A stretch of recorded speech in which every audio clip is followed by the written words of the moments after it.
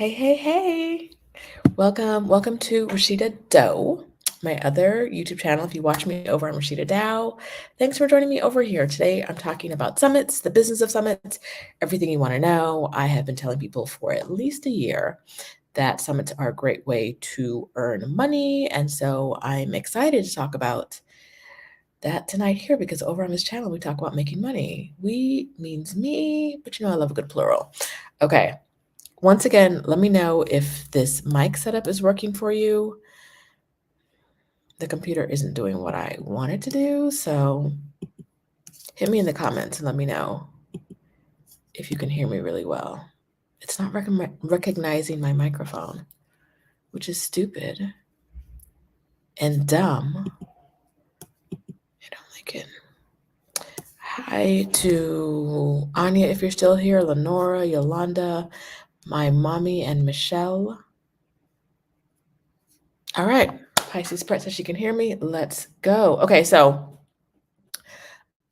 this is a ask me anything. Ask me anything you want to know about running a profitable online summit, and I'll answer it here. And one of the reasons, like, I talk about a profitable online summit isn't to brag. It's not to talk about the fact that I'm making some money doing a summit. It's because the model that Exodus Summit uses, that Stephanie and I use for Exodus Summit, is not a very popular summit model. Most people who run summits, use the summit as a way to sell a thing, right? So you'll go to their online conference or virtual summit, and perhaps it's free or a very low cost ticket. And in the end, they try to get you in a program or something like that. I'm not dogging that model. There's nothing wrong. It's a very valid model, especially if you're hearing the person who is selling something, if you're hearing them do some coaching or some teaching that lines up with what they're selling, it's a very, very valid model, completely support it. But at Exodus Summit, we don't really have anything that we sell after a summit. The summit is our business model. And so there are very few people who do it like us. And so I kind of wanted to give people an opportunity to ask any questions they have about doing a summit like this, as opposed to doing it as more of a marketing tool, which is how most online summits are run. So the first question's from Anya. Hey. Are online summits profitable? Our online profitable summits have to have a LLC or DBA business address in the USA. We didn't have an LLC for the first 2 summits. Now, there's some things to know. First thing to know is that we did not do. I want to be careful how I say what I'm about to say. Stephanie and I operated with a lot of trust from day one. For the first 3 summits, we had a bank account. We had a personal bank account that was Stephanie's bank account only. It was not my bank account. None of the money was mine legally for the first 3 years, just because we didn't have an LLC, so we didn't get a business bank account. Is that a way I would recommend you do this if you were in partnership with someone else? No, but Stephanie and I really operated from a place of trust. I could always access the account if I wanted to see the money or anything like that. I could see the money trail.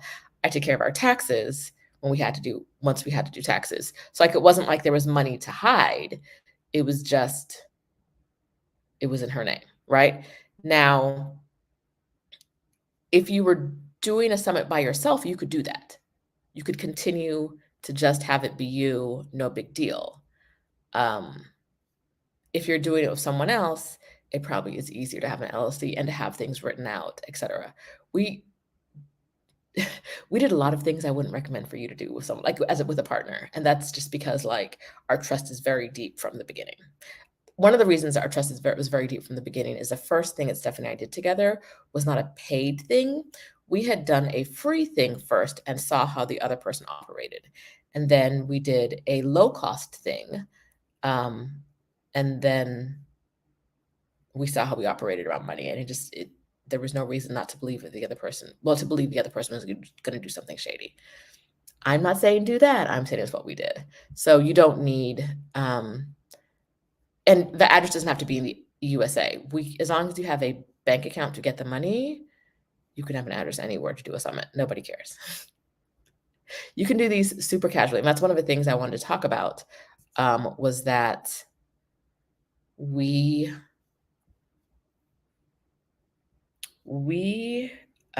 was that point?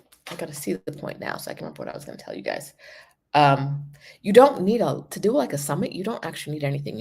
If you want to charge for tickets, we're talking about profitable summits here. If you want to charge for tickets, you need a way to get money, like a PayPal. So you need whatever PayPal requires you to have, right? And then you need a way to get people, if you have videos as your online summit, you need a way to get them videos. That could be a YouTube playlist like we did this year when things went awry. You don't need a lot. And that's why I say you don't really need a DBA. You don't need an address in the US. You don't need an LLC. Just, you could bare minimum of this and still make money. Okay, I actually love Pam's. So that was Anya's question. I'm marking all your questions. I came with questions prepared in case you guys did not have questions, but you have questions. All right. Good evening, Charles Seta and Cicely and Consuela. All right. I love Pam's question because this is a good one. How many people did you have on your email list before the first summit? How did you attract the first attendees? We did not have an email list before the first. We did not have an Exodus Summit email list before the first summit. I think we had individual email lists. And if I was going to guess, I would say that we probably, between the two of us, may have had like 2,000 people or less. How did we attract our first attendees? That's a fun question. We've always used YouTube. We've always done we've always allowed affiliates. So some people like sold to their audience. But our tickets were also, we had a free tier the first year. So you could attract a ton of people with free tickets. Our first year was the most attended year. Our first year had the most people because we did free tickets. We did that and people came, and then they had these huge transformations, and they came back the next year. Now, the reason I would not do that again, the reason we did not do that again, just to be completely transparent with you, is that we had free tickets, and then we added like a upsell level, and I think that might have been like $39. I don't remember exactly. But we made, to this day, like, because that was 2020, and we continue to sell 2020 tickets probably into 2022. You could go back and buy the replays. To this day, from 2020, we've made $16,000 total. 16,000. Yes, control questions. We make money the first year. $16,000 between the two of us to share. Total that was 4 years ago. It was 7 days long. We had 50 something speakers. We paid all our speakers. We made $16,000 total. Now, at first, we didn't tell our speakers we were going to pay them. We got people who volunteered with no money promised. But we also got it was 2020. Everyone's posting those black squares, right, on Instagram. We got 2 companies who reached out to us and were like, "Can we give you some money?" Yes. Now, since then, a lot less of that. And so we have not seen that same thing, but between the sponsorship, I think we got like $10,000 in sponsorships that year. So if you count the sponsors, a total of $26,000 for the most work I've ever done in my life. Putting together a 1-week summit, most work I've ever done in my life.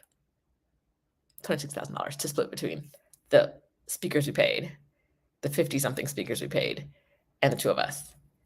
I wouldn't do that again. I wouldn't do that again. But that is how we offered free tickets. We offered free tickets. think we might have done. I can't remember if we did ads that year or we started the next year. Yeah, Alicia, I know you were there. If that was a 1 week summit, you were there the first year. Some of y'all were there the first year. A lot and a mess. But we made it through. So yes, we did make money the first year. It was, and then we switched our models, because if we had to continue doing the amount of work we did for the amount of money we made with that free, when we had a free ticket tier, we would have never done the summit again. I can't work that hard for for that little money. Well, it just didn't make sense. It was too much work. Moving to have 2 paid ticket tiers gave us less attendees, right? But significantly more money. And that's what we're talking about now. That's why we no longer do a free tier, especially because people, like I said earlier, people who typically do a free tier have something to sell on the back end. And because we don't have anything that we sell, as we do some other stuff, like we do some other coaching, but it's not like come to the summit and then we're going to move you into this coaching, because that's not what we're doing. It didn't make sense to do it for free. It is a good business model for other people who have things to sell, especially if they're like high ticket things, because people get to see you for a number of days doing the thing you do. But for us, it did not make sense. All right, let me go over to the questions. Okay. Black Woman Build Wealth says, I have a summit coming up in November, but having a hard time with the promotion. Not many tickets sold so far. Okay, what is your question? Is your question how to promote? Because that is hard. I'll talk to you about our promotion strategy. We use a couple different things. One, we did ads. We've done ads, I think, every year but the first year. I'm not sure about the first year, but I know we've done it the second and third and fourth year. We did ads. We sold between All Access and our weekend passes. We sold about 1,600 tickets, and 17 were attributable to ads. So you can do that math, right? Like that's awful close to 1%. Awful close to 1% of our sales came from ads. The majority of our sales came from people in our community. So for a lot of things like this, your audience wants to know who your speakers are before they will get a ticket. Our community, because they've rocked with us for a long time, because it's our 4th year, a good portion of our sales came before anyone knew who was talking. They were just like, if y'all are doing this, we're gonna buy a ticket. And that is not something we could have pulled off our first year because no one knew who you were, or like that we, could put together an event like this. So people knowing who we are, because we've done this exact same summit before, was helpful. We also did a very active marketing campaign. Y'all saw us on a lot of different people's YouTube channels, a lot, talking about the summit, because that is, it's always helped us in the past. In the past, we've had a lot of sales from getting media, from getting typically online publications who have an audience who would want what we're doing to talk about it. That has been one of the really great way to get sales from a cold audience, people who don't know us. They see us in Travel Noir or something like that, and they're like, okay, well, sure, I'll check it out. What we thought would work this year and did not work, I will tell you, is we thought that having keynote speakers would attract their audience to us, and that was a big fail, a big giant fail. So I don't know what of those things you can do. Affiliates always help. One of our best affiliates, our first year, the woman who made the most affiliate sales our first year, so she got the most people from her audience to come, was very active because she saw it as a competition with everybody else. No one else knew they were in competition with her, but she would say to me, like, I got to beat everybody.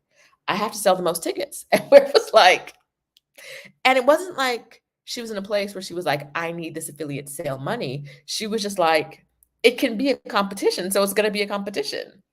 Right. So I don't know. There may be a way to like spur your affiliates to get them maybe to market more, to remind them that they get a percentage of the ticket, whatever that is, if you're doing that.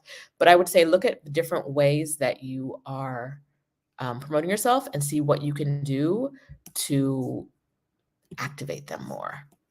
All right.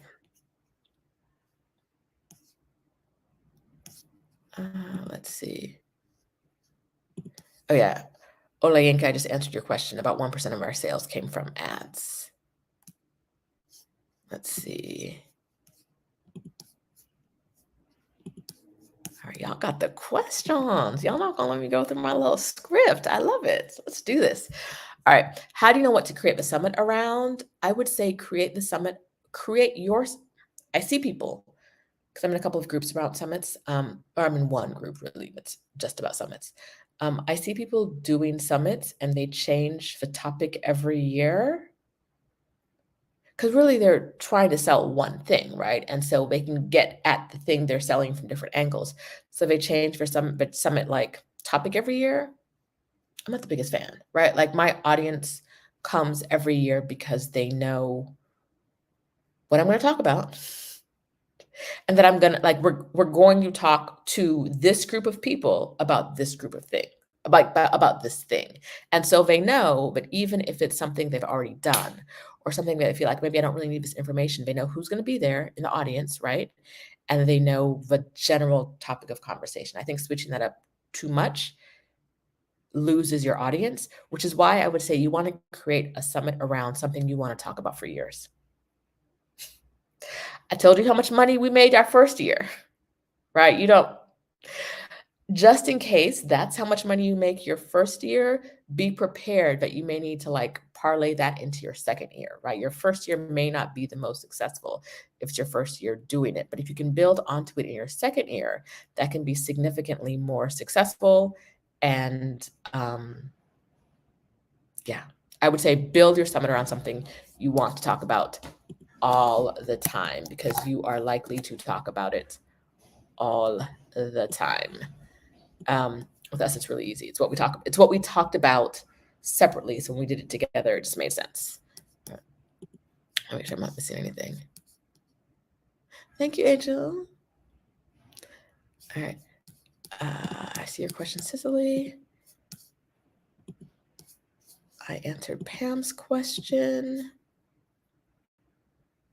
Okay, Amina asks, and Amina was part of our background, our team getting stuff done. Amina was the one who got us all the all of our she put us on our YouTube tour this year. So I really appreciate Amina for that. By the way, we should talk about hiring help. We're gonna talk, let me make sure it's on my list because that is it's already on my list. How much support do you need? All right. Anytime you guys ask me about pricing, I'm going to tell you, we just guess. We just guess. Stephanie likes numbers that look a certain way, right? So they'll always end in like a 9 or a 7. She loves like a $97. And I will just like, we'll say numbers to each other. I'll say a number because it feels right. And she'll be like, what about this? Because this looks right to her. That's it. That's our science. That's our science. So the thing about summits is that the way we do it is it's a really lean operation. We pay for staff. We staffed up more. Our first year, it was just Stephanie and I, right? And then the speakers. This year,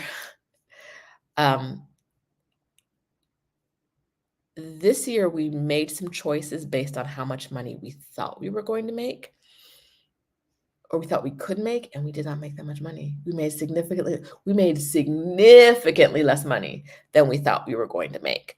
But because A summit by itself tends to be a very lean operation. We still made a profit, right? It's just not the profit we thought we were going to make. So, how to determine what to charge and still make a profit?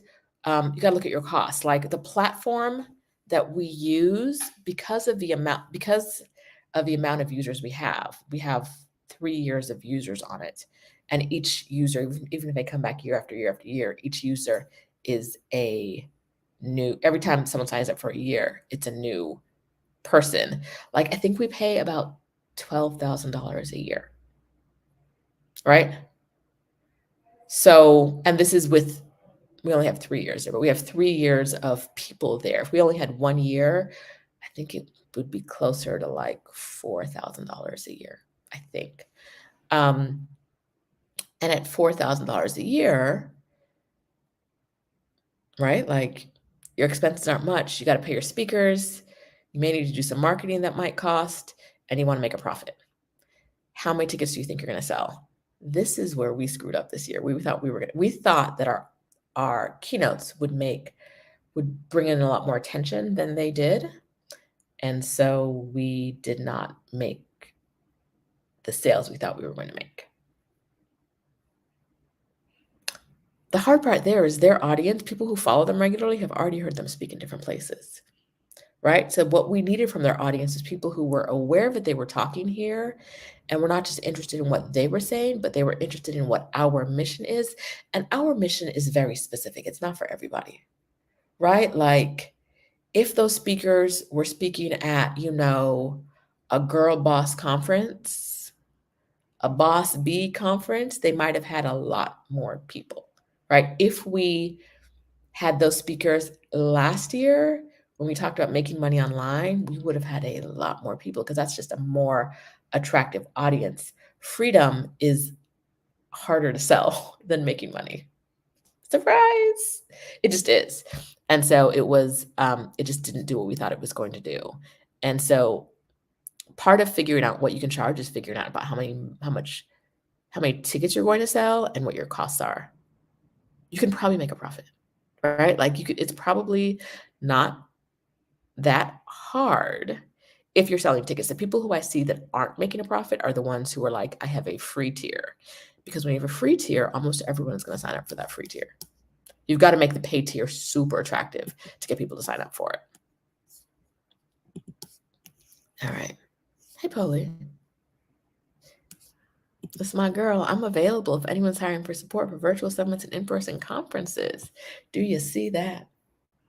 Miss Ma'am said, I've done it once, I can do it again. And yes, she did. She was excellent. Behind the scenes support. Don't be giving away my secrets though, Amina.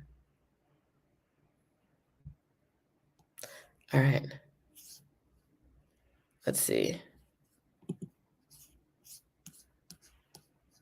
Bum, bum, bum, bum, bum, bum. More questions. Would you recommend the platform you use this year? Oh, Pam.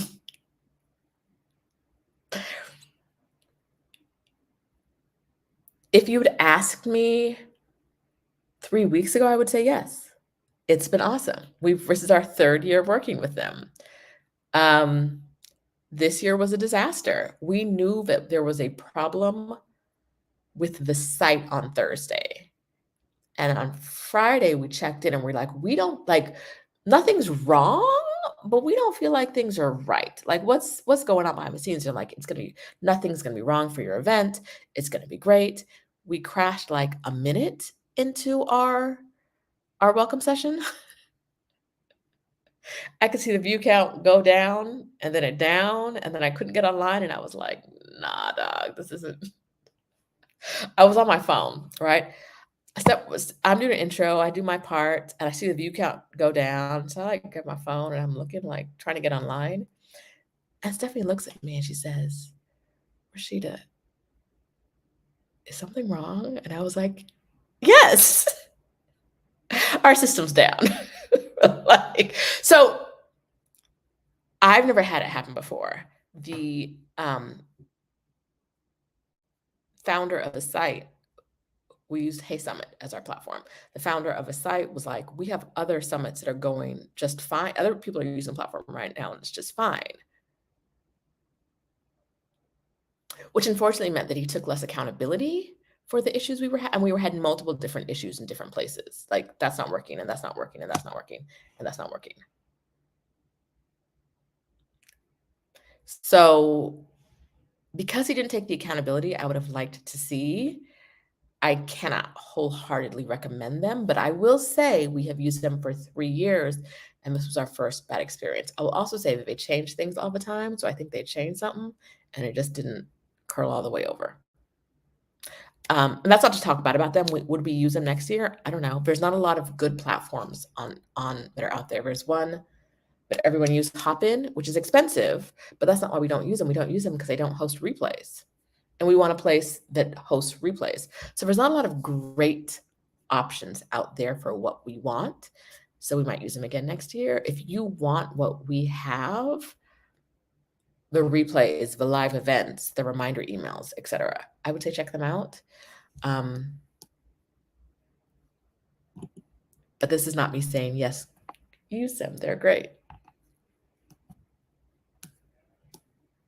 The system worked until it didn't. Okay.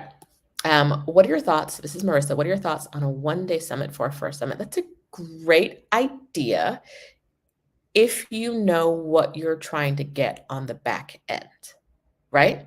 So what as the host would be your measure of success? And I mean success for the people who are attending, and I mean success for you, right? Are you getting people into a program? Are you making money? What is the thing that you're doing on your end that's success? And what is a transformation on your attendees' part that will inspire them to come back next year? I don't think our first summit didn't need to be 7 days. We threw everything in the breadbasket. People came around and we were like, that's a great idea. Yes, who would pitch to us? And we're like, yes, come on, speak. Yes, come on, speak. No limits. We started, I think, at 5 days, and then we added 2 more days of content, which means I didn't sleep for like 14 days. What is this? What is this nonsense? What's going on? I don't know.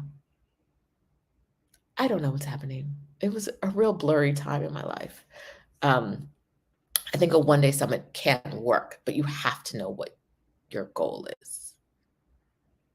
At Exodus Summit, I'm not going to speak to Stephanie's goals. At Exodus Summit, my goal is that the women experience a transformation of getting further down the path they want to be on, whether they want to move abroad or take a career break, retire early, etc.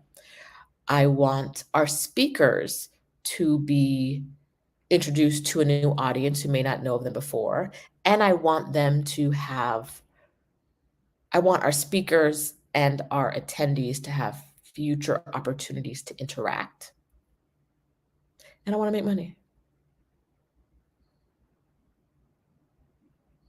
Y'all know I'm not shy about this. I like money. I want to make money, which is why we're talking about profitable summits. Because if it's not profitable, I'm not there. Like, but transformation is great, but I can't do this every year just for transformation alone. My pocket's got to transform too. All right. Answered that question. How do you negotiate payments with speakers? Do you pay speakers upfront or after the summit? Okay, so the first year I told you we didn't tell them we were going to pay them, and then afterwards we pay them. We always pay everyone the same amount based on like what category they're in. Like all our panel speakers get paid the same amount. All of our like non-keynote speakers who have a whole session to themselves get paid the same amount. All of our like the wellness, the dancing, etc., the sound bath, they all get paid the same amount. Generally, like with those wellness speakers, we were too tired to negotiate at that point. Child. We just paid everyone the highest amount. Someone told us, of everyone who asked us what they wanted to get paid, we paid everyone the highest amount of, like, someone said a number and it was higher than everybody else's, and we paid everyone that higher amount. A different business person in a different time would have negotiated the higher amount down. But we were like, we did not care. Like, it wasn't so much money that it was going to, you know what I mean? It didn't hurt. It wasn't offensive. someone came to us, one of us a potential wellness speaker came to us with a number, and we were like, absolutely not. Absolutely not. This is where we are. This number is where we are. Do you want this, or do you not want to work with us? Because we really believe in paying everybody the same amount. And that wellness speaker, their idea was to get paid per person. But I can't tell you how many people are in your room. I don't know how many people are attending. And I'm not going to do that math. And I'm not going to lie to you and tell you I'm going to do that math when I know I'm not going to do that math. So take this flat fee, or I got to move on and find somebody else. Because, and I say this all the time, you need to make sure you're running a business that you can actually run. I don't know how to count how many people, like the platform will tell me how many people were in the room, how many people viewed it, but not how many of them watched it and then left and then came back, or watched it for 3 seconds and then realized they didn't like it and so they went somewhere else.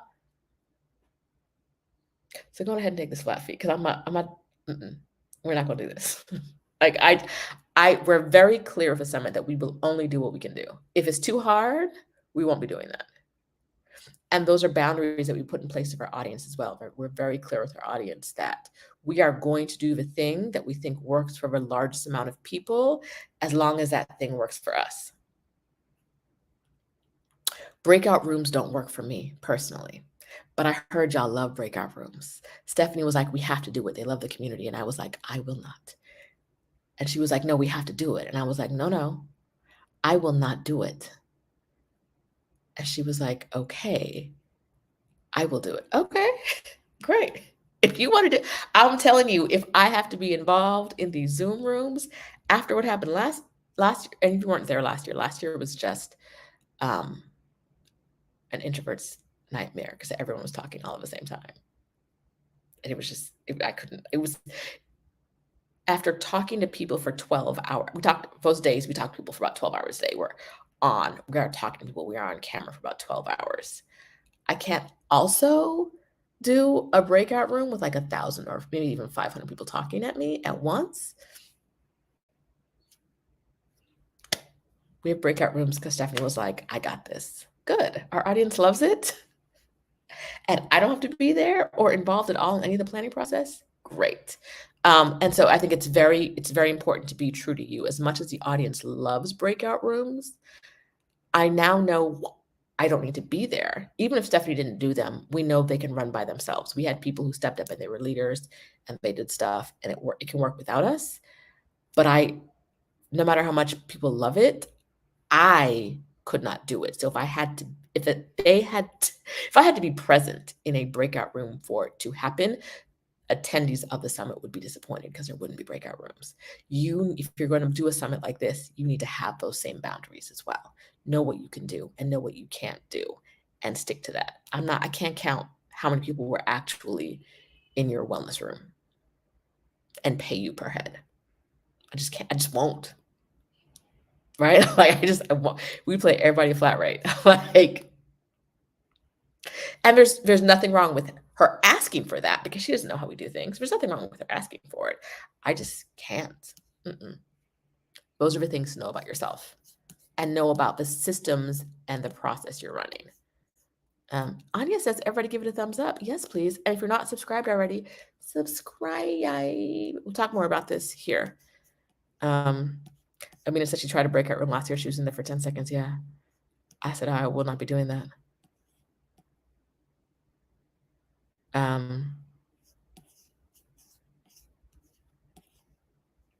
Okay.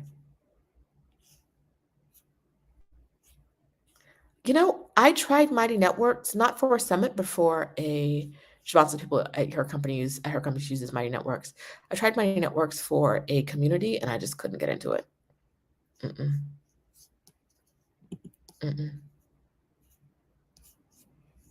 Let's see. I'm gonna keep going with y'all questions. Oh, so the rest of the payment information, we paid our keynote speakers what they asked for, because that was a way to get them here. Negotiated a little bit with their agents, but we basically paid them what they asked for. And we pay our speakers, except for our keynotes, who needed a deposit up front, and then the rest a couple weeks before the event. And one of our speakers who didn't have a relationship with us ahead of time asked for half of their money up front and half after the summit. Um, Other than that, we pay all our speakers afterwards. It's easier. Most of our speakers know us well enough not to care, to be like, yeah, they're gonna pay, right? Like it's never like, I don't trust them, we might not pay, right? We always pay in the back end. But if it's important to someone they get paid upfront, we wouldn't have a problem paying it. We pay someone half upfront. You gotta trust us, we gotta trust you. If this is what you need, okay, it's fine. How many speakers would you recommend at a first summit? Not 52. I would say maybe like 8 to 10 speakers over 2 days is a good idea. Less, more, whatever feels right. Depends on like what is going to get the transformation, right? Like if you can get the transformation in 4 speakers, do 4 speakers, right? It just needs to be what works and what gets people to where they want to go. Let's see. What web platform? I mentioned it. It was Hey Summit, heysummit.com. This is not an endorsement. This is me answering a question. Would you ever do an in-person summit? The first time, so Keena Williams is the one who suggested that we do a summit. And when she first said it, it was November 2020. So, COVID, whatever. But just the idea of organizing, and in my brain, it was in person. No, it was November 2019. November 2019 when she mentioned it. I was like, that sounds terrible, organizing people in person. Remember, I'm an introvert. When I'm at a conference, I'm going downstairs, I'm listening to the speaker, and then in between all them breaks, any lunch, any dinner thing, I'm upstairs in my hotel room eating room service because please.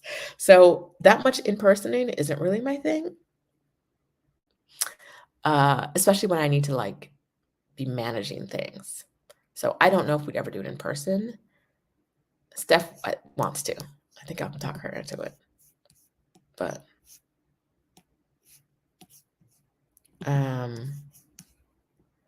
Pam, we're gonna have to talk because you got a lot of questions. I see it. So Alicia's question is what made you start a summit? Stephanie, so Keena suggested it when we interviewed her for our 12 Days of Career Breaks feature that's on Stephanie's channel and my channel. And we were both like, no, girl, no, thank you. And then the next year, Stephanie was like, we should do this. Do you want to do this with me? And I was like, okay, I'll give it a try. Like truly, like, it was 2020, nothing going on. There was nothing going on. So why not? Let's just get it done. Oh, no, Pam, you're not wearing me out. It's an ask me anything. So ask all your questions. But I see the wheels turning and I love it. All right. Now I saw a question that was related that I wanted to answer. Tori's question was, would you recommend doing this with a partner versus as an individual? If I had to do what Exodus Summit is by myself, it wouldn't happen. I truly don't know half of our back-end stuff. How does it work? Setting up all the videos? I don't know, baby. I don't know. I have no idea.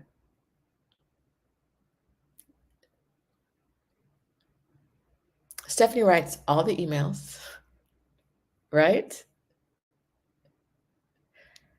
I don't know what them things say. I'll get an email I'm like, oh, that's a good one. Good job, Stephanie. I had no idea. Right? Like we have our lanes and we stick to it and we don't have to do everything, which is why it works really, really well for us to have a partner because our fundamental goal is the same. We approach it in different ways and we bring different skill sets. Stephanie has no idea what the contracts with the speakers say. I'll like tell her something and she's like, oh, she has no idea what we've agreed to. And she doesn't need to know because I got that, right? She knows when they need to get paid and how much they need to get paid. That's all she knows from speaker contracts. Every once in a while, I have to be like, okay, so we agreed to this. And she's like, okay, sure. And by we agreed, it's really me. I agreed that we were going to do this. Or I'll come to her like in the negotiation process and be like, they want this, but this is the problem I see. Do you see that as a problem as well? And we'll talk through it. But like the reason we work really well is that we can cover, between the two of us, can cover most aspects of a summit without any help. Well, at least when it was smaller. When it's larger now, we really needed the customer support help, especially this year.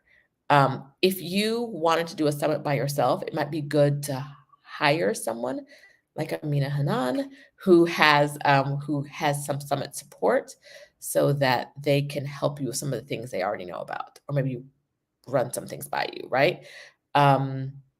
Stephanie wouldn't do Exodus Summit by herself. I wouldn't do Exodus Summit by myself. Could I do a different summit? Yes. Would it be as good? No. Any summit I did without Stephanie would not be as good as Exodus Summit. Because she write me all an email like every 3 days reminding me about something. And I'd be like, I told you on January 2nd what you needed to know. Why? Right? Like, that's not what you want. That's not the communication you want. I know it's not. And so, but I don't know that you need a partner. I know that I will claim that our summit is excellent because the two of us bring completely different skill sets, and we don't let we let the other person flow. Like I literally have no idea what the emails say because Stephanie doesn't need to run it by me. The contract point, she doesn't know because I don't need to run it by her. I do occasionally like, hey, I want to make sure you know that this is what we're agreeing to, and that we're not going to be a problem with the back end system. Our system can do this because she knows about the system more than I do, right? And so we just have different skill sets, and we do different things, and that's why it works for us. And so I think you need to think about that when you're thinking about, do you want to do it by yourself or with a partner? Is what you want from a partner something you could easily pay someone for? In that case, maybe you don't need one, right? The good thing about Stephanie and I is when we started, we had different relationships with people. So it's easy for both of us to rely on our networks, to reach out to our individual networks and be like, hey, will you speak for an hour for me on the summit? And talking about getting speakers is on my list to talk to you about. It's surprising. For us, it was surprisingly easy to get speakers because people are like, oh, I'm going to get in front of your audience, even though we didn't have an audience at the time. I'm going to get in front of your audience and like, 5-something thousand people signed up for the first summit. I'm gonna get in front of maybe at the time it was live, it was like 3,000 and then 2,000 more got tickets afterwards. But I'm gonna get in front of like 3,000 people and talk my talk. They sign up for that. They agree to do that. It works pretty well. Getting speakers is generally not hard if you can give them a reason to talk.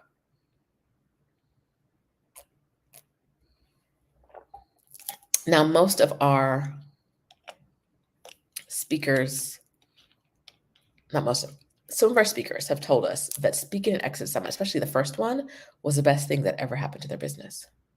Hands down, the best thing, getting in front of our audience, which we didn't have at the time. We had to collect, transformed their business. Because we are people who are like, we don't want to just use you. We also want you to talk to the audience about what it is you do, how they can work with you further, what resources you have. And those are the things that kind of open up an audience to them that they didn't have before. So that's been good. Let me make sure I'm not missing anything.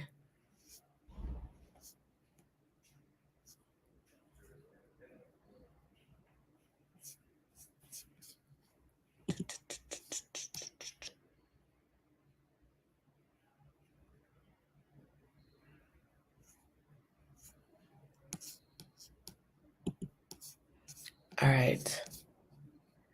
Garden Living of Sicily says, what metrics do you use to determine success? We talked about that a bit earlier. What are the what are the signups? And this year we had the lowest number of attendees ever. So I was like, oh, it's a failure. Oh, it's a failure. Oh, we failed, right? Like very, very dramatic. Oh my God, nobody wants to come to the summit. But from the first night, women were like, I was crying, like they were in tears from the first night. And when they're telling you that, you may not have had the number of people in attendance that you wanted. But when I hear like Octavia Rahim had me in tears as I was, because I haven't rested like this before, or I haven't rested like this in years. I'm like, okay, well, then I guess it wasn't a failure, right? Like, okay. If I'm hearing repeatedly that these women are having genuine transformations, no other metric matters. That and cash. You're feeling a transformation, and I've made what I feel like is enough money to make myself happy with like the work that I put in, great. And when I say feel, I really mean feel. Like I told you I feel through things. That feels like enough. Great. Cool. And they're telling us how much these things move them. Okay. But like the metric we had when we planned the summit wasn't the metric we used on the back end. But yeah, ticket sales are a good way to tell. Ticket sales are a good metric to use. Like, how are they growing? We see patterns. It's a good thing to talk about. We sell a lot of tickets right when they go on sale, and then the like 2 days before, right when they go on sale. If we have an early access or like early bird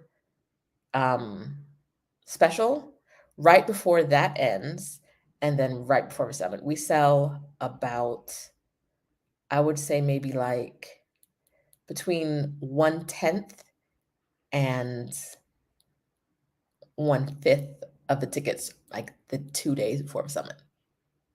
And that, let me tell you, that's what broke. The first thing we realized was wrong with the platform we were using is that the sales count didn't change for like the last day before the summit. And so I was like, every year, this is the day we sell like the most tickets. So no one's coming this year. We failed. No one wants it. No one wants this. I was there like, no one wants this. And then Stephanie was like, no, she's broken. Like, we're selling the tickets. It's just like, it's not in this other place updating. And I was like, okay, wait. I thought we were big losers. Ticket sales are a good metric, but truly, like, people, we didn't even come close to hitting our ticket sale goal. And we still feel okay about it because of the transformation that happened. All right. Hi, friend. What is the ideal amount of people to have as speakers for the first summit? Would you say keep it small or have a large amount? Keep it small, smaller, like less than 10, or have a large amount, 15 plus. I think first summit around 10 is good. Maybe even less. You don't need that many. Don't focus on the speaker count. Focus on what the speakers are bringing. So what is the transformation? Will they share your summit with their audience? Right? Like, are they going to actively try to get affiliate sales? What are they going to do with your audience, right? Like, what are they going to do with their audience to get their audience to come? And what are they? And we don't require anything. Like, we don't say like contractually, you have to. No. Here's an affiliate link. If you want to use it, use it. If not, okay, right? But other people do it differently. Other people require, some sharing. But I don't think the number of speakers matters as much as it's like that they're all very relevant, because you don't want to have speakers in there that people feel like are a waste of their time. Because, right, like if your talk is about Central American countries, like having someone come to talk about the US doesn't really help. Like, why is this person here? I could be eating a Snickers. So just make sure they're relevant. and that there is a transformation at the end of their talk, or there's a potential transformation. How difficult is it to learn Hey Summit?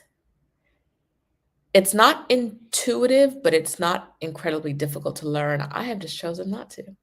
I could use it to do my own summit, because I can walk through the background. They also do, I just don't. Stephanie does it all. They also do office hours. I think every 2 weeks, maybe once a month, or every 2 weeks, maybe every week. They do regular office hours. It's not once a month. It's more frequently than that. It's every 2 weeks or every week. And that's a good opportunity to speak to the founder, where he can like walk you through stuff if you have questions. How far in advance do you start planning? I think this was our earliest. We started planning in June for an October summit. The reason we did that though was we knew we wanted the keynote speakers, and dealing with people who have agents took months.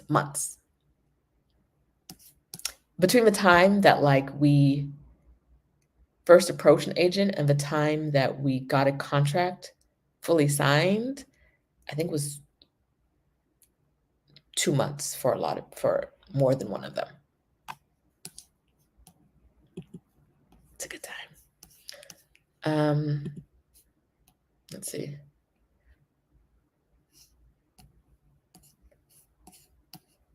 Shania says, "Summit was incredible. I'll be purchasing an early bird ticket next year." Please do. Garden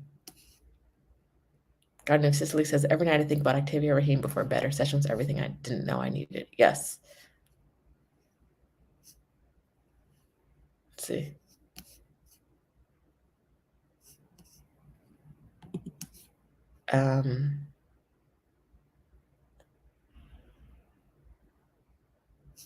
Oh, they're so cute in the comments. So sweet and supportive.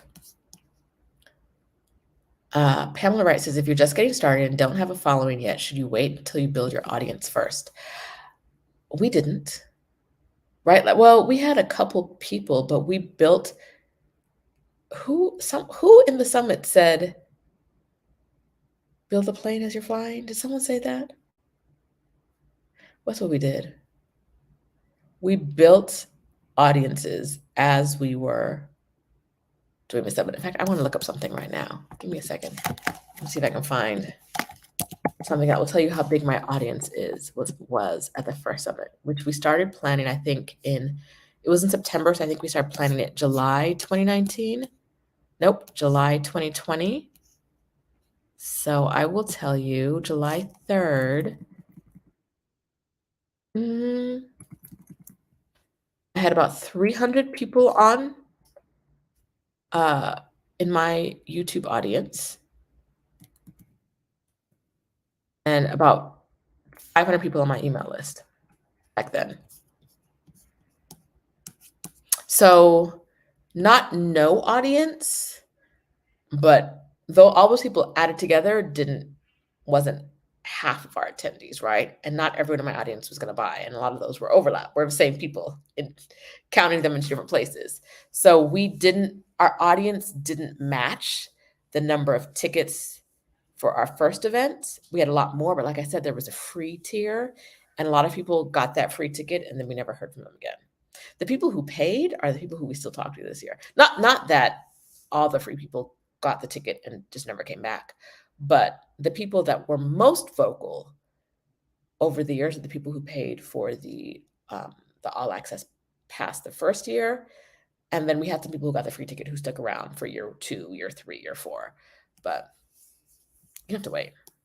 You can build your audience you can use the summit to build your audience and to build a mailing list, right? Because we have the email address of everyone who signs up. We get consent during the sign up. In order to buy a ticket, you have to consent to being on the Exodus Summit email list, my email list, and Stephanie's email list.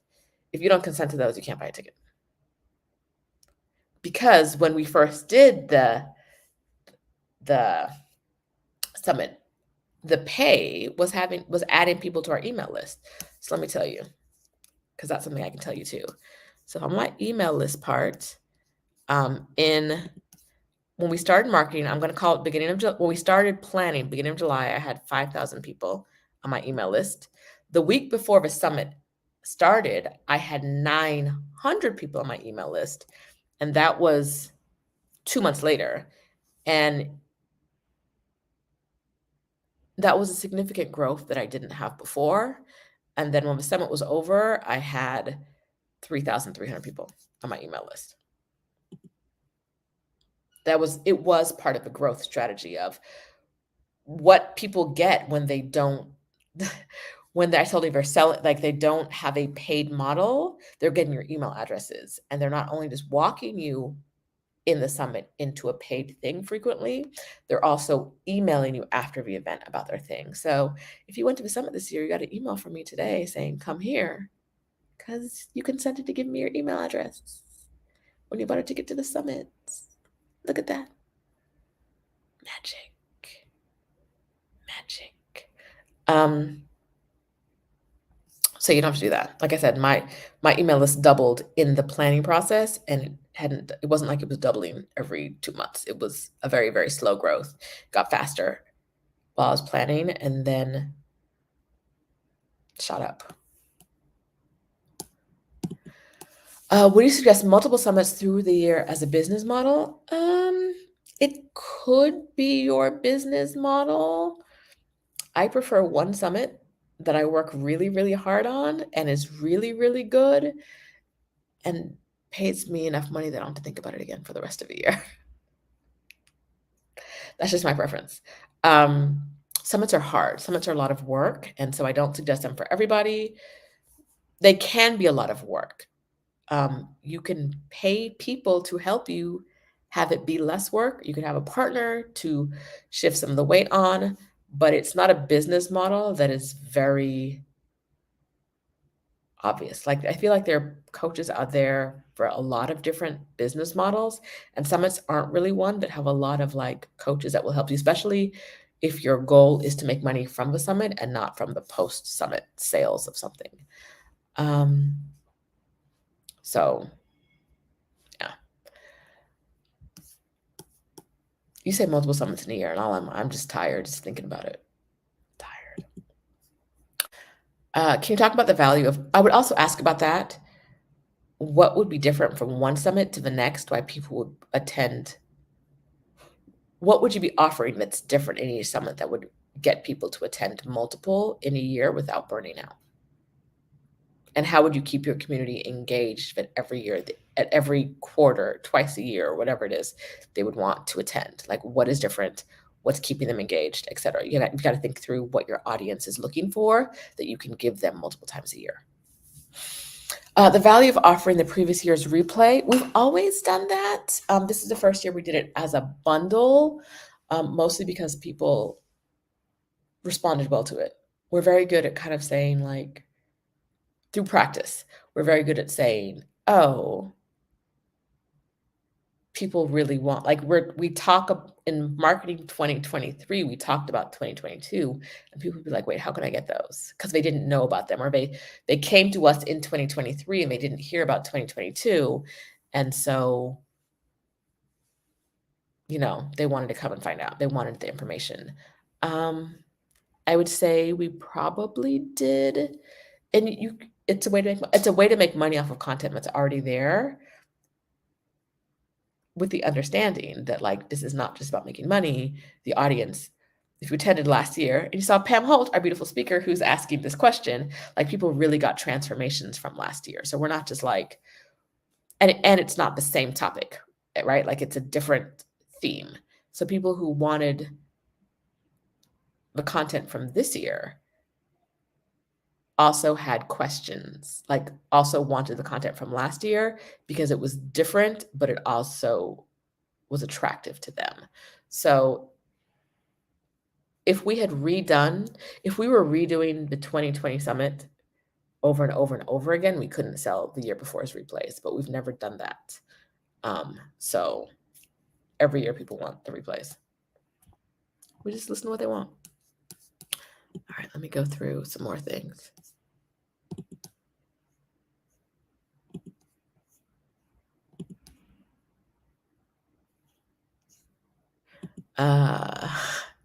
Vera says, I always buy a tick before you even announce the speakers. Yeah. We have people who've been with us. I think Vera's with us since the first year. People who've been with us since the first year who buy tickets. They don't need to know what speakers are. We're just like, I'll be there. What y'all talking about? I don't know. I'll be there. What's the theme? Who cares? I'll be there.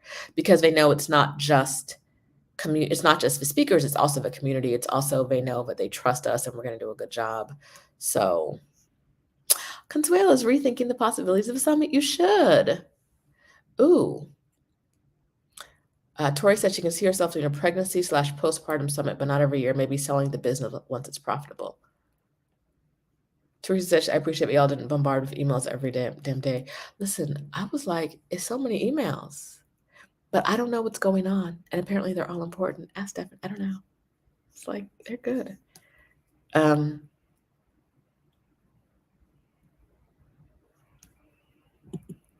Alicia's question is, how do you decide the theme? This year I was like, we don't need a theme. It's fine. And Stephanie was like, you crazy.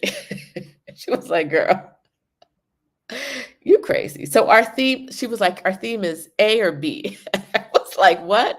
I said, we don't really need, we'll just put speakers out. We don't really need a theme. She was like, no, our theme is A or B. I was like, all right, B. Okay, whatever, B. It helps to have a partner because if not, it's a lot of decisions on your own. It's a lot. It helps to have someone who can like take some of that weight off. All right.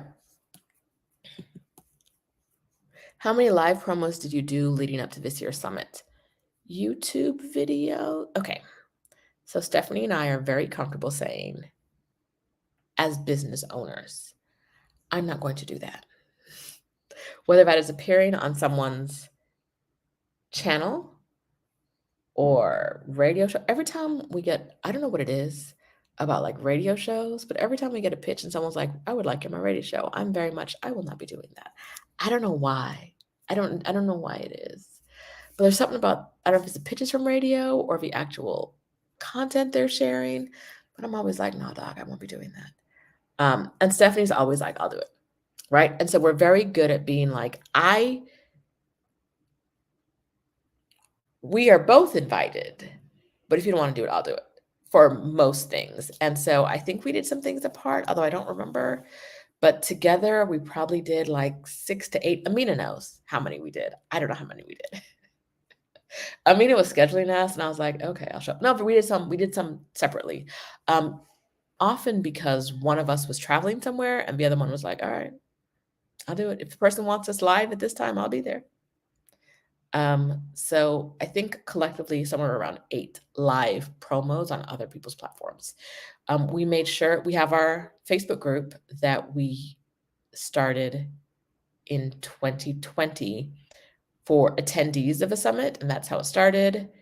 And we went live in there at least once a week in the month leading up to the summit. I think the last 2 weeks we went twice a week.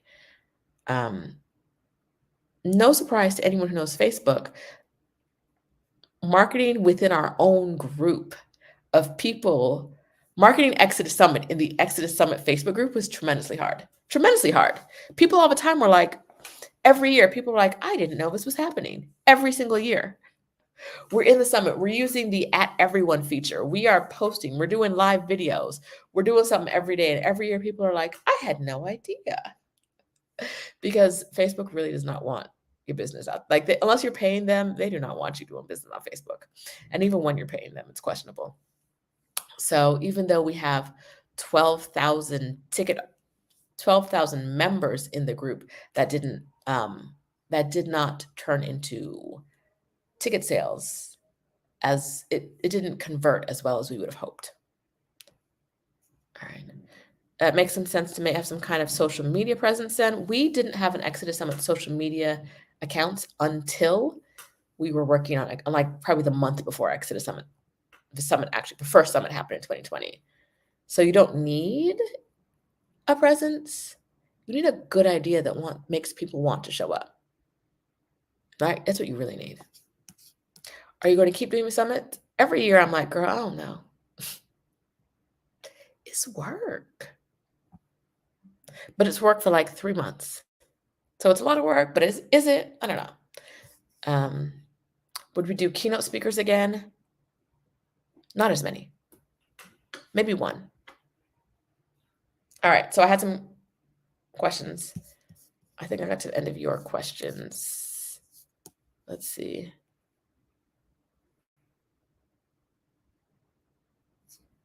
Yeah, I was like, we do not need a theme. Oh, yay. Sheree, you joined the Quick Community Academy? Perfect. All right, let's see. How much support do you need was something I wrote down that I want to talk to you guys about. First year, it was just Stephanie and I. I think Stephanie and I think completely.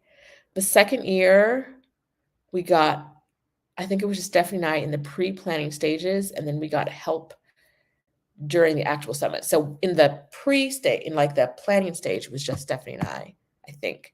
And then we got help from some people like Kim. Adelia helped us. Last year, Adelia helped us too, because like the day before we were going live, we realized there was a problem and something wasn't working the way we wanted it to, and we had to make some quick changes, and we need someone who was like gonna be there. Hi, can you help us? And so it's always been us, and then we ramped up during the summit, because the first 24 hours, the first 12 hours of the summit, whatever you do, are going to be chaotic. Like this year, we had tech problems. And so y'all emailed us. Like, I can't get in. Yes, you do. But every year we get emails like, I can't get in. And sometimes it's like, I can't get in. You guys have stolen our money. And I'm like, there's 1,000 people watching live right now. There's 1,000 people watching live right now. We didn't steal your money. You're just having a tech problem. And so we get the emails. We started doing them in the morning. The first week we did it, we started on a Monday morning. And Monday morning, all the way to like maybe 3 p.m. Monday afternoon, tech issues. We added in an evening event, and that helps because we can sort through people who are having tech issues that first day, and the time in the morning jumps around where we have like really substantive materials. There's less tech issues because people have worked up their tech issues the day before. But ramping up in support, especially that first 12 hours of summit, right? So the first evening and maybe, or like the first full day, having more help than you have the rest of the time is really, really important, because something may go wrong, as y'all saw this year. And you have people who are signing in for the first time. Like, how many times did I say, make sure you're getting our emails? How many times did I say, make sure you're getting our emails? And then some people did not realize they were not getting our emails until we had to email out the playlist because the system crashed. And they were like, y'all, and we're like, we sent them to you. And like, well, I didn't get it. I'm like, well, you're not getting our emails because you're on AOL, and AOL blocks us. AOL and Hotmail do not let our messages get through. And we tell y'all. And it's like, we're not saying words until you decide you want something is in the email. And then you're like, I'm not getting the emails. How come I'm not getting the emails? For weeks, I said, check and make sure you're getting the emails. And it's not clickety clacking through that we really mean it. So, yeah.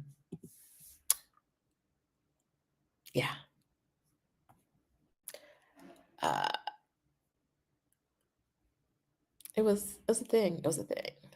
All right, let me see what else I want to talk to you guys about from my list. Yeah, I think you guys asked all the questions.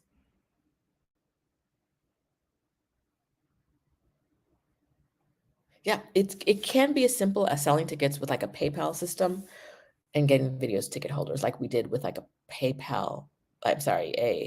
YouTube playlist. Now, As we saw this year, people will share your YouTube links to people who have not paid.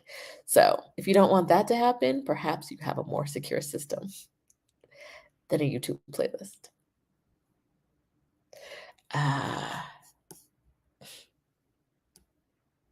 Okay, Nubianet got our emails on AOL, but she VIP'd us. I think you have to. Otherwise, people are like, I don't get your emails at all. AOL and Hotmail, they don't get our emails. You're the first AOL person we've heard say they get our emails. Everybody else is like, nah, dog, we do not. All right. How did you decide on October? We actually decided on September, and then in 2021, when we did our first meetup, Stephanie and I agreed that we can only handle doing one thing at a time. We can handle one Exodus Summit thing at a time. So 2021, we did our meetup in Cancun, first weekend in July. And then we needed like 2 weeks to decompress. And so I think we started planning, like really like working hard on the summit in August for what was supposed to be like a middle September event. We started the first like planning meeting in August and we're like, can we move that back? So we moved it back, I think a week or two to October. Because we were like, it's like 4 weeks away and we ain't got nothing. And since then it's just been in October.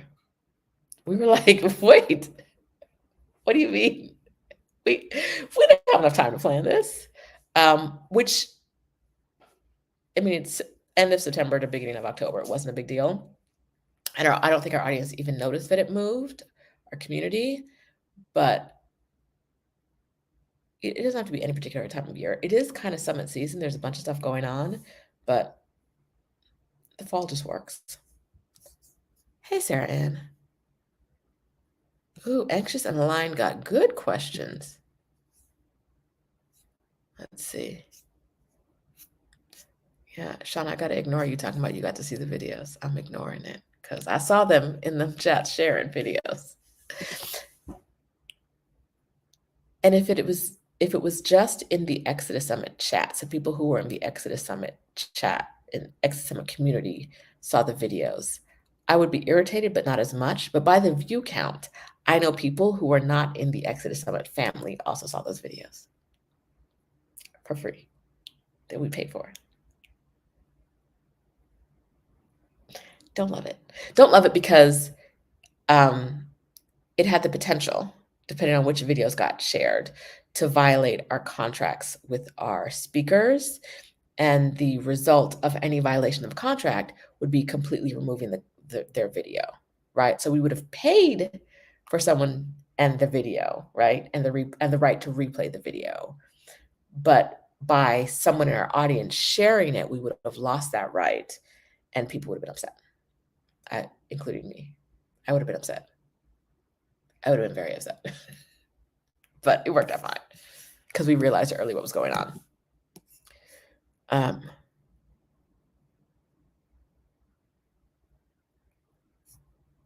Let's see, what other questions? Okay, Anxious and Aligned got them questions. How do you price tiers? I talked about this a little bit earlier.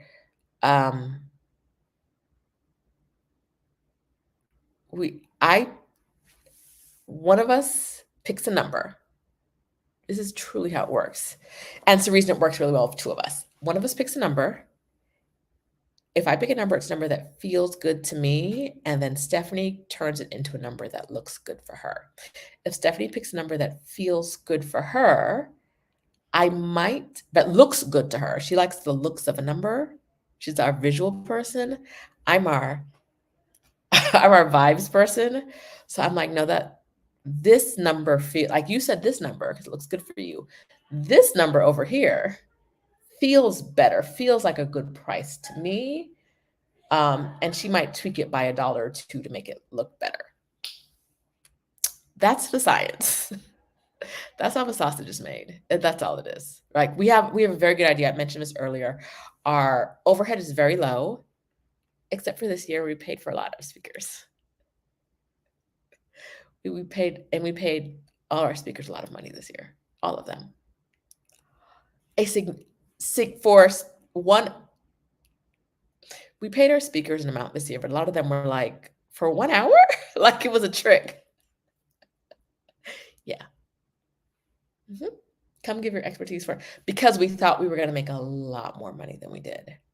We didn't make that lot of money, but it's still profitable, right?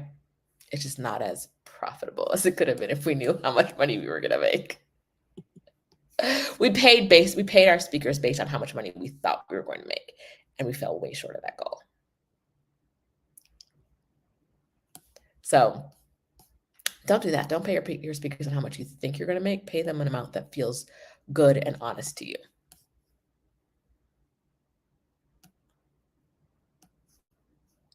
Yeah, we thought our profitability. I think the ticket price was right. The number of attendees is what made the ticket sales not do what they needed to do. But like I said, everybody made money. It's fine. It's fine.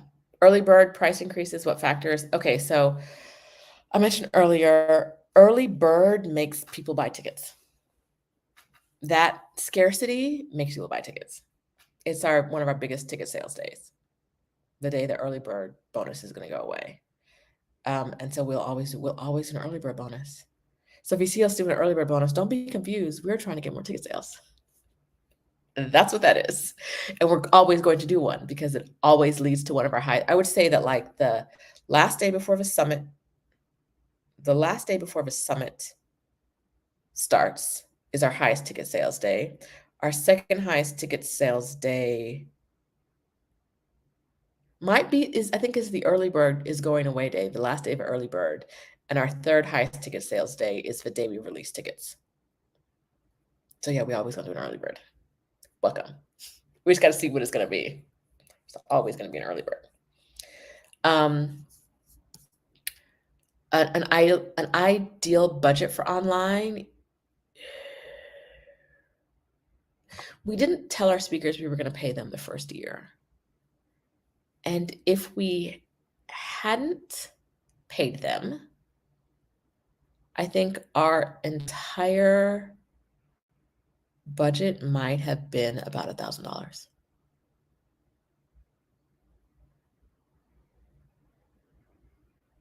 I think. But we paid them.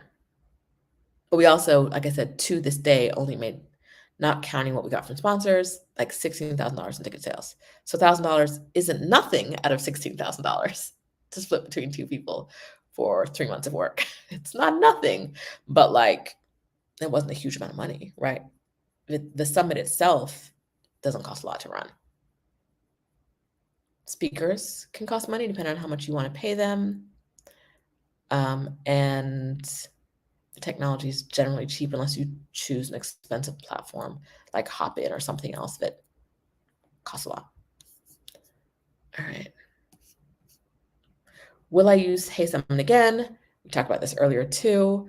I'm not saying no, but I'm not saying yes. We've never had any problem with them before. So to have, you guys couldn't see it. I don't think you could see it, but there were like 4 or 5 different types of failures happening at the same time. So when I said I was banging out angry emails, it was like, well, first of all, and then this, and then this, and then this, and then this. And there just wasn't enough ownership taken of the issues. It was kind of like the response I got to a couple of issues was, well, what did you guys do? I sold tickets on your platform, dog. Like, once there was a customer issue, and he's like, well, what did the customer do?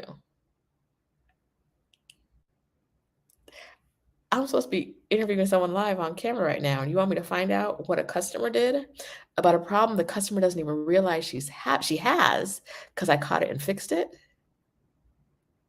What did she do when she bought her ticket? I'm supposed to ask the customer what she did, why there's a problem in your system with her thing. She bought a ticket. Like, she bought a ticket.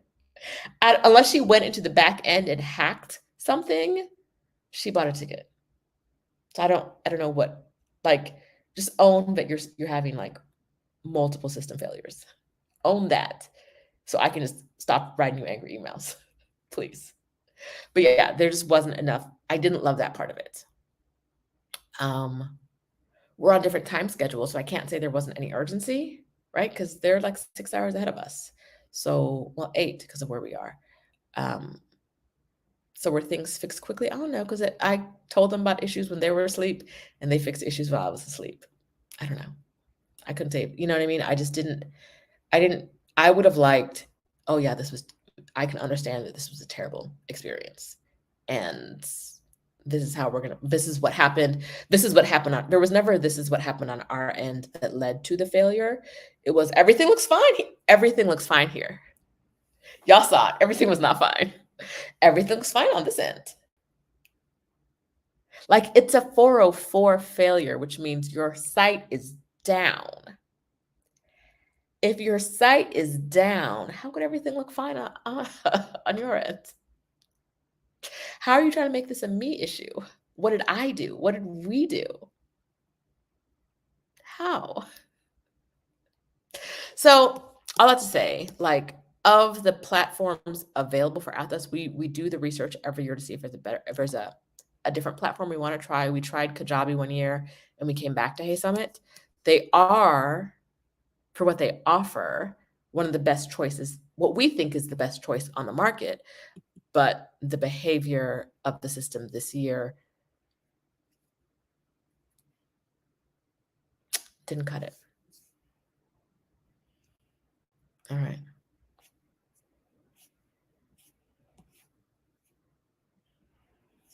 Let's see.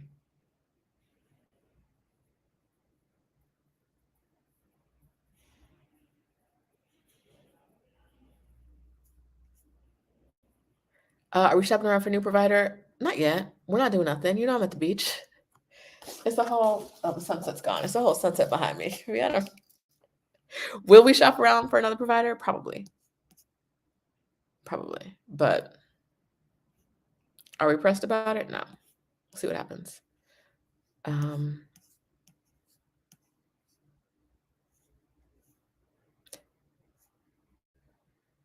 think the thing to know about planning an online event that might have 1,000 people, right? Might have 500. Let's say you have first year, you have a 300 person online event. You have 300 different people who have a need, and you've got to figure out, and who have come to you because you think you can fill their need. How are you going to fill their need in a way that gets them what they want, the transformation they're looking for, in a way that you stay sane, right? Like, on Friday night when the system crashed, Stephanie and I were like, okay, well, let's end the welcome session and figure out what we're doing. Since then, I've gotten emails like, you said there's a welcome session. Where's the welcome session? I want to watch the welcome session. And it takes everything in me not to be like, girl, girl, leave me alone about the welcome session was like 2 minutes before, maybe 4 before I realized the system crashed. Maybe, but I don't think so. Don't get out of here. Talk about you want to see a welcome. But like, how do you get people what they want and still stay sane? So we have to end the welcome session and figure out how to get people to Octavia, because us telling them what to expect from a summit is not as important if they can't see the summit, right? So let's end the session and figure out how to get them to watch Octavia session, because that's important. And we have paid for that. So we need this to happen. And so when someone is disappointed right now that they can't watch the welcome session, okay, dog, I don't know. All right. Like, I understand that you're disappointed that you don't get to watch the welcome session, but there really wasn't a welcome session because there was nothing to welcome because the system crashed, right? Like, you go into a summit knowing not everyone is going to be happy, right? One of our speakers reached out to us and was very kind, but she was like, I heard there were some great comments on the YouTube video. I know you guys took them down, but is there a way for me to watch the video so that I can see the comments? And we're like, no, we deleted those. I'm so sorry. I get it. I get why you'd want to watch that. But those videos are gone because I couldn't risk in any way those videos getting out because my contract with my speakers says the videos are behind a paywall. And when we had YouTube videos behind the Hey Summit paywall, we never thought people would actually share those videos. And I don't know why them being on a playlist made a difference, or if it made a difference, or people would have shared them from the Hey Summit paywall, from Hey Summit anyway, from ExodusSummit.com.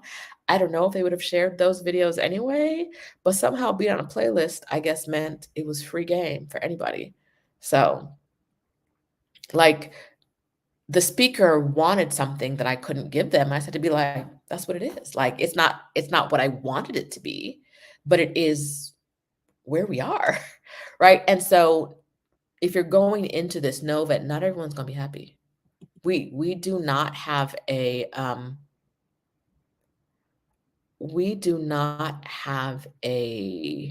the customer is always right motto at Exit Summit because a lot of our customers are wrong. Some woman, I think I told you guys when I went live on Sunday, some woman was in our inbox talking crazy to Francis, just all out the side of her neck, talking to Francis about us. And then she told me we were robbing her because I had no record of her ticket. She emailed us from a different email address and used a different name and was mad that I couldn't find her ticket. And when I was like, oh, hey, I found you. Do you have a different name? She was like, yeah, this told me her real name. I was like, oh, I found you under this name that you've told me. Like you've sent, there are at least 12 emails from you in this chain, and none of them have included, this is my real name, this is my actual name, and this is another email address I might have used. I had to figure that out. And when I did, you continue to talk crazy to me. Girl, the customer's not always right. Like you've got to figure out what your boundaries are because you're not going to make 300 people happy, right? And so what do you do and how do you figure out working through that? And some people are never going to be able to work through the customer is not always right. Right? Like if you have the customer is always right attitude, you should not do summits. If you can't get past that, you should not do summits. The first year, Francis was like, I just really want to help I really want to get everybody everything they need. And by the end of that year, she was like, oh no, I can't do that. I can't hold everybody's hand through every issue they have. Nope, can't do it. It's gonna drive you crazy. It will absolutely drive you crazy. You gotta let some people just go. And so there's that like balance between giving people really good support and knowing that you can't um, you can't do everything. A lot of people were like, can you talk me through? Can you tell me how to get the the videos on my TV? I don't know what computer, phone, whatever you're using to do it, and I don't know what TV you have. I don't know how they connect. I literally told the team, like, tell them to talk to someone in their family. Like, I don't know. Like, there's no a lot of I want to watch more than you would think. I want to watch it on my TV, but I don't know how to do it. Can you help me? I want the best for you, but the best, keep this in mind, the best for your customer is using your time wisely to get the summit running well, right? The best for your customer is never going to be problem solving every single issue every single person has.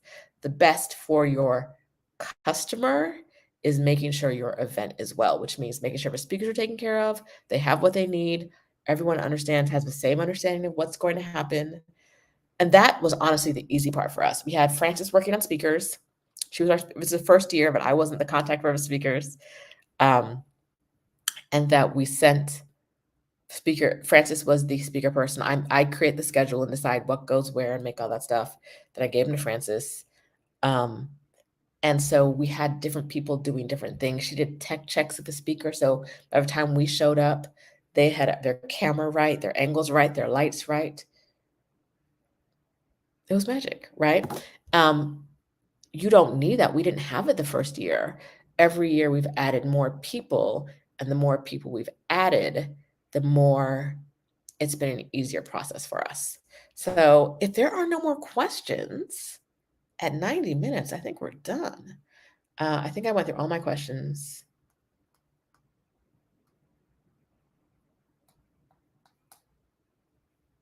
I think the last thing I'll say is like pricing's hard, but like don't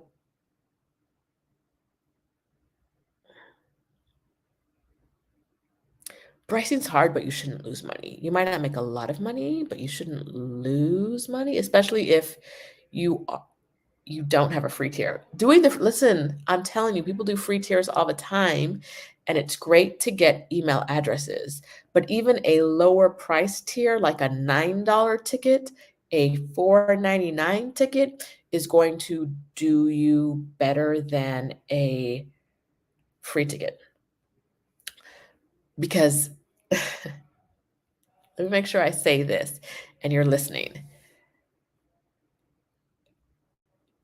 The free people need customer service too. Those free ticket holders, but they need customer service too. And so if they're not paying you anything and you either have to do customer service or you have to hire customer service, that's a great way to lose money, right? That is a great way, or to be overwhelmed, right? Now, a $9 ticket might cut your audience in half, but that's less people to be like, I can't get in, and it's because they don't know their email address.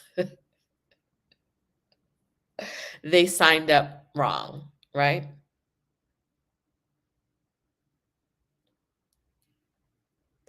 Those free people needed the same customer, the free people need the same customer service the paid people do. And so free tickets are a way to not make money. I'll say that right now. You can do it, but I charge a little something. Even if it's your first year, I charge a little something. The things you pay for, like on the platform we use, we pay for every person. Every human that gets a ticket, even a free ticket, is a person that counts against our total number of people.